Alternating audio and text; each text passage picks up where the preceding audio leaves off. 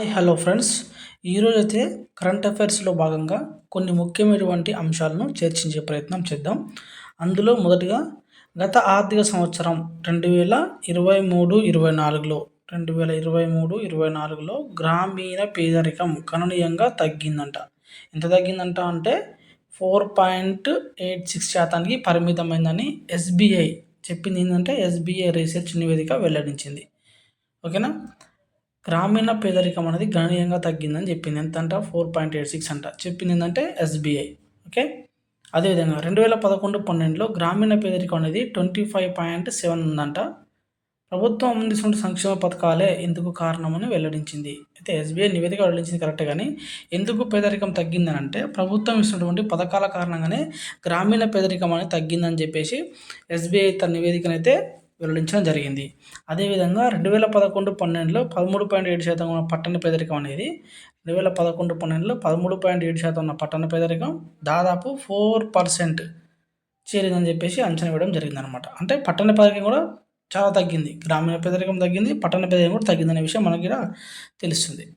ఓకేనా. నెక్స్ట్ మనం చూసినట్టయితే ఒడిశాకి 27వ గవర్నర్గా కంబంపాటి హరిబాబు 2025 జనవరి 3న బాధ్యతలు అయితే స్వీకరించడం జరిగింది. అదేవిధంగా ఇది రీసెంట్గా చూడైతే 2025 జనవరి 3న బాధ్యతలు స్వీకరించింది ఆయన. ఇది 2024 డిసెంబర్లో కాదు, 2025 జనవరిలో. కాబట్టి ఒడిశా 27వ గవర్నర్గా ఎవరైనా కంబంపాటి హరిబాబు అయితే బాధ్యతలు స్వీకరించాలని మనం తెలుసుకోవాలి. అదేవిధంగా ప్రపంచ బ్రిడ్జ్ ఛాంపియన్షిప్లో తమిళనాడుకు చెందినటువంటి ఆర్ వైశాలి. ఎవరామె? ఆర్ వైశాలి. ప్రపంచ బ్రిడ్జ్ ఛాంపియన్షిప్ తమిళనాడు చెందిన ఆమె ఆర్ వైశాలి. ఈమె కాంస్యం నెగ్గిందనమాట.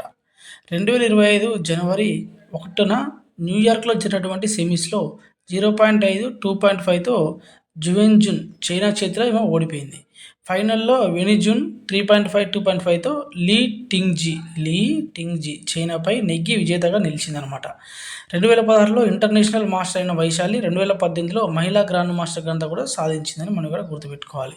ప్రపంచ బ్రిడ్జ్ ఛాంపియన్షిప్ తమిళనాడు చెందిన ఆమె ఆర్ వైశాలి కాంస్యం నెగ్గింది. 2025 జనవరి 1 న్యూయార్క్లో జరిగిన సెమీస్లో 0.5, 2.5తో జువెన్జున్ చైనా చేతిలో ఓడిపోయింది. ఈ విషయం గుర్తుపెట్టుకోండి. అదేవిధంగా నెక్స్ట్ విషయం చూసినట్టయితే ప్రముఖ అణుశాస్త్ర పితామహుడు, మనం అణుశాస్త్ర పితామహుడు కాదు, నేను చదివినాం కదా ఇది. ప్రముఖ అణుశాస్త్రవేత్త ఎవరైనా రాజగోపాల చిదంబరం, 88 సంవత్సరాల వ్యక్తిన జనవరి 4 అంటే రీసెంట్గా జనవరి 4, 2025న కన్నుమూసడం జరిగిందనమాట. ఎవరు? ప్రముఖ అణుశాస్త్రవేత్త రాజగోపాల చిదంబరం. ఈయన 1974లో పోఖ్రాన్ 1లోను 1998లో వచ్చినటువంటి పోఖ్రాన్ 2లోను ఈ యొక్క అణు పరీక్షలో కీలక సేవలు అందించడం జరిగిందనమాట. ఎవరు? రాజగోపాల చిదంబరం. ఈయన సేవలకు గాను కేంద్రం ఏం చేసిందంటే 1975వ సంవత్సరంలో పద్మశ్రీ ఇచ్చింది. 1999లో పద్మ విభూషణ్ పురస్కారం కూడా ప్రదానం చేయడం జరిగిందనమాట. ఓకేనా. ఈ విషయాన్ని గుర్తుపెట్టుకునే ప్రయత్నం చేయండి. ఓకే. నెక్స్ట్ విషయం చూసినట్టయితే భూగర్భ జలాల ప్రామాణిక 2024 వార్షిక నివేదిక. భూగర్భ జలాలకు సంబంధించి 2024 వార్షిక నివేదిక ఏం చెప్తుందంటే చూడండి, ఇక్కడ దేశవ్యాప్తంగా 440 జిల్లాల్లోని భూగర్భ జలాల్లో అధిక స్థాయిలో నైట్రేట్ ఉన్నట్టు తాజాగా వెల్లడైందనమాట. సో భూగర్భ జలాల్లో ఏముందని తెలిసిందంటే బాగా అధిక శాతంలో నైట్రేట్ ఉందని తెలిసిందనమాట. ఈ జిల్లాలలోని సేకరించిన 20% నీటి నమూనాల్లో నైట్రేట్ విలువ ఉండాల్సిన స్థాయి కంటే అధికంగా ఉందని తేలింది. ఈ వివరాలను భూగర్భ జలాల ప్రామాణికత 2024 వార్షిక నివేదికలో కేంద్ర భూగర్భ జలాల మండలి CGWB తెలిపిందనమాట. అలాగే 9.04% నమూనాల్లో సురక్షిత స్థాయి కంటే ఫ్లోరైడ్ ఉందని తెలిసింది. అదేవిధంగా 3.55% షాంపిళ్లలో ఆర్సెనిక్స్ కాల్షియం ఉందని చెప్పేసి వివరించడం జరిగిందనమాట. బాగా మనం ఇక్కడ గుర్తుపెట్టుకోవాల్సిన పాయింట్ ఏంటంటే భూగర్భ జలాల్లో అధిక స్థాయిలో నైట్రేట్ ఉన్నట్టు తాజాగా వెల్లడైంది. అంటే అధిక శాతంలో నైట్రేట్ ఉందని తెలుసుకోవాలి. ఓకేనా. అదేవిధంగా నెక్స్ట్ విషయం చూసినట్టయితే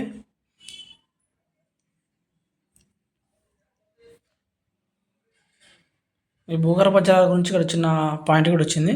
సో దీన్ని కూడా తెలుసుకునే ప్రయత్నం చేయండి. ఒకసారి చూసుకోండి ఇది కూడా. ఓకే. అదేవిధంగా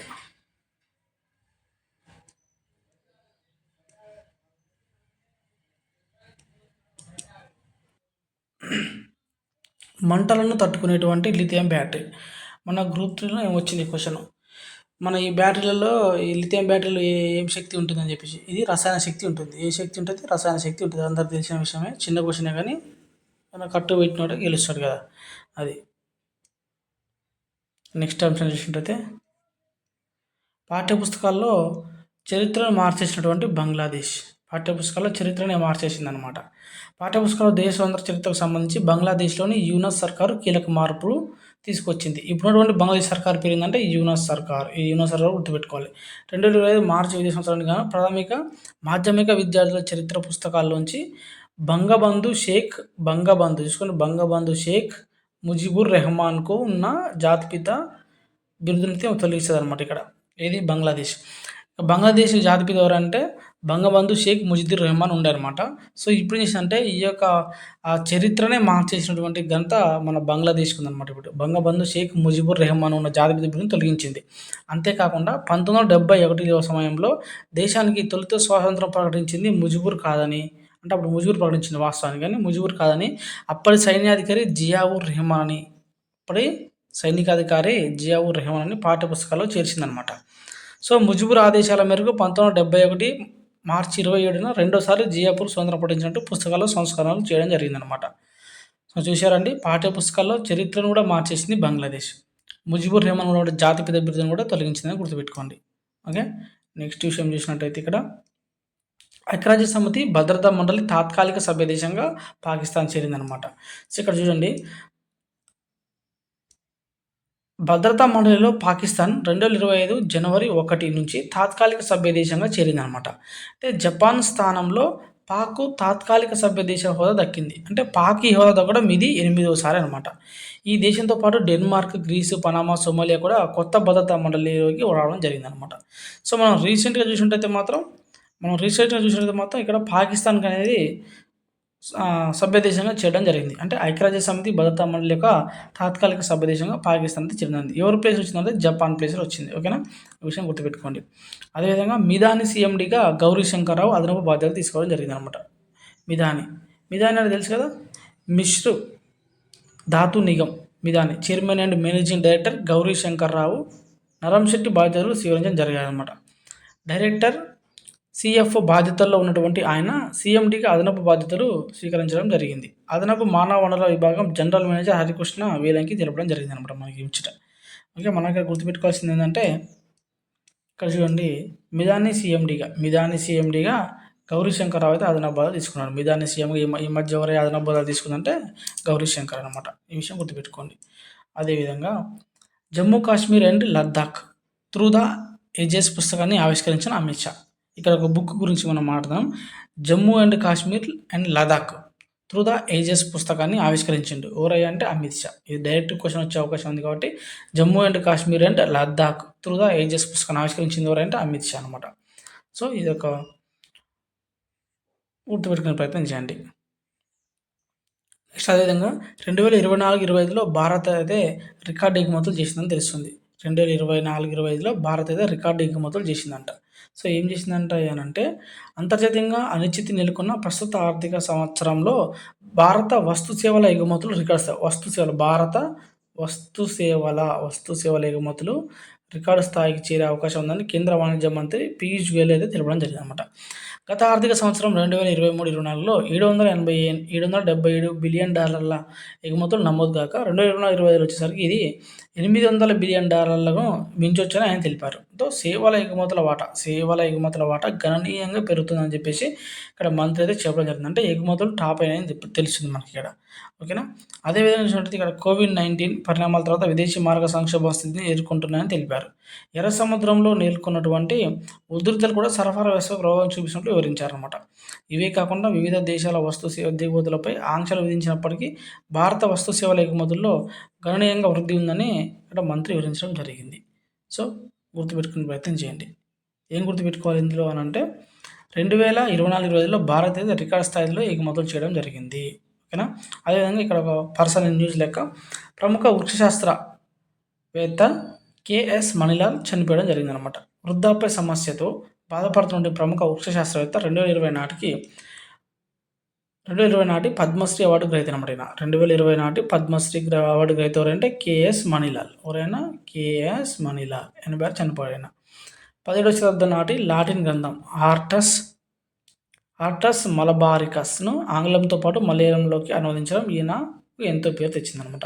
ఆర్టస్ మలబారకస్ అనే ఆంగ్లంతో పాటు మలయాళంలో కూడా అనువదించిండు. ఆయన పేరు ఏం పేరు అయ్యానంటే ఈ కేఎస్ మణిలాల్. గుర్తుపెట్టుకునే ప్రయత్నం చేయండి. కేఎస్ మణిలాల్, ఆర్టస్ మలబారికన్ ఆంగ్లంతో. ఓకేనా, రైట్.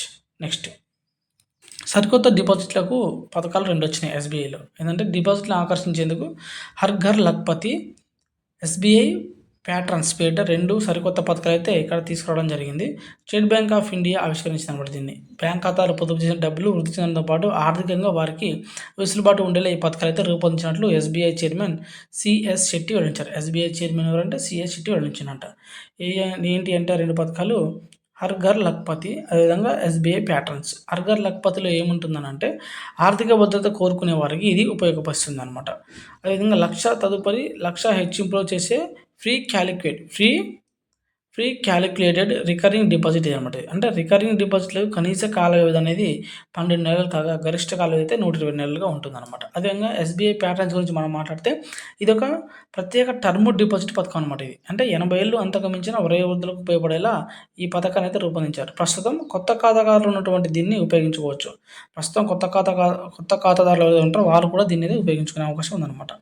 అదేవిధంగా సీనియర్ సిటిజన్లకు ఇస్తున్నటువంటి వడ్డీ రేట్లపై మరో 10 బేసిస్ పాయింట్ల అదనపు వడ్డీ కూడా దీనికి లభించడం జరుగుతుంది. సో ఓకేనా, గుర్తుపెట్టుకునే ప్రయత్నం Har Ghar Lakhpati and SBI patterns. Okay, కాలుష్య కారకాలను పోషకాలుగా మార్చే బ్యాక్టీరియా. దీన్ని అంటే కాలుష్య కారకాలను పోషకాలుగా మార్చే బ్యాక్టీరియాను ఎవరు అభివృద్ధి చేశారంటే ఇక్కడ ఐఐటి బాంబే అనమాట. ఎవరు అభివృద్ధి చేశారు? ఐఐటి బాంబే వాళ్ళు అయితే ఈ యొక్క దీన్ని అభివృద్ధి చేయడం జరిగింది అనమాట.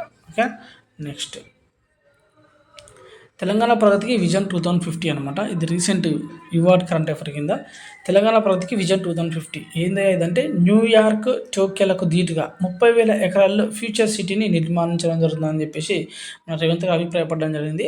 జాతీయ రాజకీయాలపై ప్రభావం చూపలేకపోతున్న తెలుగువారు తెలంగాణ ఏవీ రాష్ట్రాలు ప్రపంచంతో పోటీ పడాలని చెప్పేసి, అదేవిధంగా హైదరాబాద్ అభివృద్ధికి చంద్రబాబు వైఎస్ కృషి చేశారని చెప్పేసి ప్రపంచ తెలుగు సమాఖ్య సమావేశాల ముగింపు సభలో మన సీఎం రేవంత్ రెడ్డి గారు అయితే ఇక్కడ మాట్లాడడం జరిగిందనమాట. అంటే తెలంగాణ రైజింగ్, దీనికి ఒక నినాదం కూడా ఉంది. ఈ ఫ్యూచర్ సిటీకి తెలంగాణ రైజింగ్.